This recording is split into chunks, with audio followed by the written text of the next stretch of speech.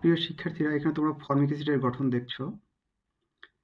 স্বাভাবিকভাবে বুঝতে পারছো যে এখানে কালোটা হচ্ছে কার্বন, লাল দুইটা অক্সিজেন এবং সাদা দুইটা হচ্ছে হাইড্রোজেন।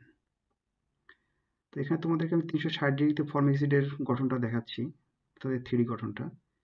এই গঠনে একটা বিষয় খেয়াল করে দেখো, কার্বন পরমাণু সরাসরি 3টা পরমাণুর সাথে যুক্ত আছে, তার মধ্যে 2টা অক্সিজেন এবং একটা হচ্ছে হাইড্রোজেন। কাজেই কার্বন পরমাণুতে কিন্তু sp2 সংকরিত আছে, অর্থাৎ এখানে 3টে অরবিটালও আছে।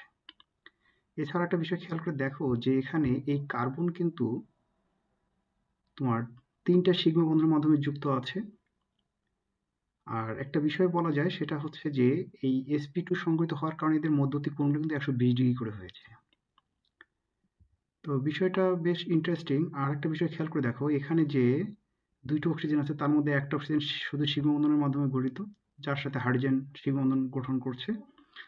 আর একটা বিষয় খেয়াল করে দেখো, এই অক্সিজেনটা কিন্তু একটা সিগমা বন্ধন এবং একটা পাই বন্ধনের মাধ্যমে গঠিত আছে। তো এভাবেই আর কি যৌগগুলোর মোটামুটি আমরা 3D গঠন দেখব।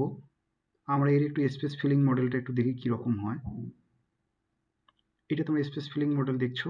স্বাভাবিকভাবে এই হাইড্রোজেনটা কার্বনের সাথে যুক্ত আছে, আর এই হাইড্রোজেনটা অক্সিজেনের সাথে যুক্ত আছে, আর এই অক্সিজেন দুইটা কার্বনের সাথে যুক্ত আছে। তো আশা করি তোমরা বিষয়টা এনজয় করেছো। এরকম অনেক চমৎকার চমৎকার ভিডিওর মাধ্যমে তোমাদের আমি কোর্সগুলো সম্পন্ন করব। আশা করি তোমরা আমার সাথেই থাকবে আর এনজয় করবে তোমাদের নতুন নতুন chemistry. Thank you very much.